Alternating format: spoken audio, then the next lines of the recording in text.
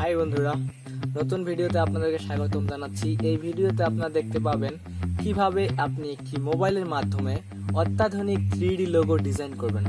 তাহলে আমরা দেরি না করে চলুন মোবাইল স্ক্রিনে চলে যাই।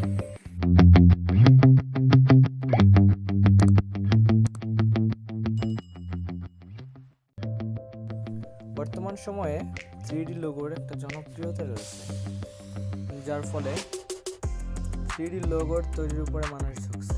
আজকে এই ভিডিওতে দেখাবো কিভাবে আপনি মোবাইল ফোন ইউজ করে আপনি একটা 3D অ্যানিমেশনের লোগো তৈরি করতে পারেন।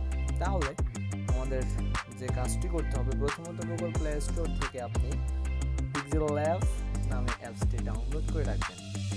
আসলে পিক্সেল ল্যাব এই অ্যাপসটির মাধ্যমে আপনি বিভিন্ন ধরনের কাজ করতে পারবেন, যেটি আপনি পরে বুঝতে পারবেন। তো আমরা প্রথমত পিক্সেল ল্যাবটি ওপেন করব। ওপেন করার পরে এরকম একটা ইন্টারফেস আসবে, এখান থেকে আমরা ওকে করে দিব। আপনি কিছুক্ষণ আগে একটি লোগো ডিজাইন করেছিলাম, সেই লোগোটি এখানে শো করছে। তো এটা একটু আমি রিমুভ করে দিচ্ছি। আচ্ছা, এখন এরকম রাখতে পারি আমরা। প্রথমত আসবো আমরা ব্যাকগ্রাউন্ড সিলেক্টের বিষয়ে।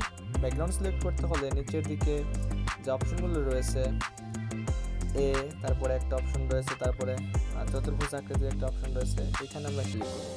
এখানে ক্লিক করে আমরা ইমেজ অথবা ফ্রম গ্যালারি থেকে আমরা যে কোনো ইচ্ছা মতো ব্যাকগ্রাউন্ড ইউজ করতে পারবো।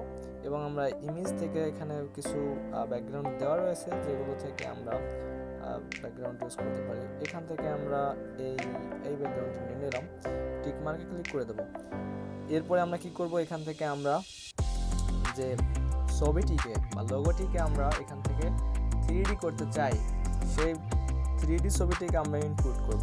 আর একটা বিষয় হচ্ছে, আপনি যদি আপনার ছবির ব্যাকগ্রাউন্ড রিমুভ করে আপনি লোগো তৈরি করতে চান, তাহলে আমার চ্যানেলের একটি ভিডিও তৈরি করা রয়েছে। আপনি খুব অল্প সময়ে, যেমন 2-3 সেকেন্ডের মধ্যে আপনি একটি ওয়েবসাইট ব্যবহার করে আপনি ছবির ব্যাকগ্রাউন্ড রিমুভ করতে পারবেন। সেই ভিডিওটির লিঙ্ক আমি ডেসক্রিপশনে দিয়ে রাখবো, আপনার প্রয়োজন হলে আপনি অবশ্যই দেখে নেবেন। তাহলে আমরা এখান থেকে এখন ছবিটি ইনপুট করব কিভাবে। উপরের দিকে পিক্সেল ল্যাব লেখার উপরে যে প্লাস আইকন রয়েছে, এখানে আমরা ক্লিক করব। ক্লিক করে এখানে টেক্সট, কারেন্ট ডাটা, স্টিকার, সেই ফর্ম গ্যালারি, ড্র। এখন আমরা এখান থেকে ফর্ম গ্যালারি থেকে আমি একটি পিকচার নিয়ে নেব। এখানে যেহেতু ছবি করা রয়েছে, তো আমরা এখান থেকে আমি একটি PNG তৈরি করে রেখেছি, বাংলাদেশের মানচিত্র। এখানে আমি এটিকে টিক মার্ক করে আমি সাথে নিয়ে নিচ্ছি।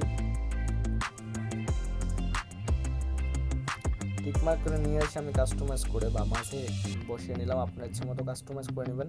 এরপরে কি করব, আমরা চতুর্ভুজ আকৃতি দেখতে পাচ্ছেন নীল রঙের হয়ে আছে। তো আমরা এখান থেকে একটু পিছন দিকে যে অপশনটি রয়েছে এর ডান পাশে, ওই অপশনে ক্লিক করে আমরা ডান দিকে স্ক্রল করব। এমব্রোস একদম শেষের দিকে যে অপশনটি রয়েছে, এইটা আমরা অন করে দেবো, এনাবেল করে দেবো, টিক মার্কে ক্লিক করবো।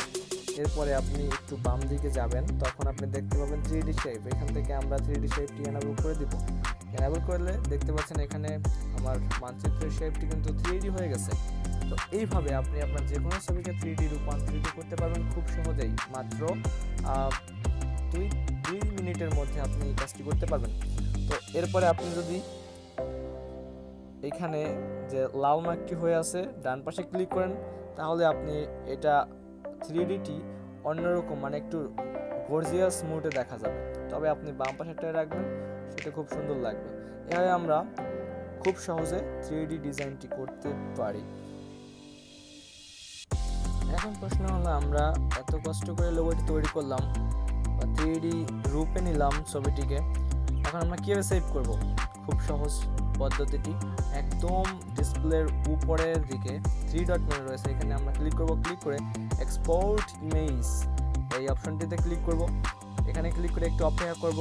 দেন আপনি কোন ফরম্যাটে সেভ করতে চান, এখানে জেপিজি রয়েছে, পিএনজি রয়েছে। তো আমি জেপিজিতে করব এবং কোয়ালিটিটি আপনি কেমন দিতে চান সেক্ষেত্রে হচ্ছে আপনাকে কি করতে হবে, এইখানে যে কোয়ালিটি রয়েছে এই কোয়ালিটির নিচের দিকে আমরা যদি ক্লিক করি এইখান থেকে custom, slow, medium, high, very high, ultra ইত্যাদিতে ক্লিক করে আমরা ছবিটিকে ইচ্ছা মতো করে নিতে পারি। হাই করলে হাই হবে, ভেরি হাই করলে ভেরি হাই হবে এবং আলট্রা করলে সব থেকে সুন্দর হবে। তো আমি এখান থেকে ভেরি হাই করে সেভ টু গ্যালারিতে ক্লিক করব। সেভ টু গ্যালারিতে ক্লিক করে ছবিটি সেভ হয়ে যাবে আমার। ধন্যবাদ বন্ধুরা এই ভিডিওটি দেখার জন্য। ভিডিওটি দেখে যদি আপনার ভালো লেগে থাকে অবশ্যই লাইক, কমেন্ট, সাবস্ক্রাইব করে চ্যানেলটির সাথে থাকবেন।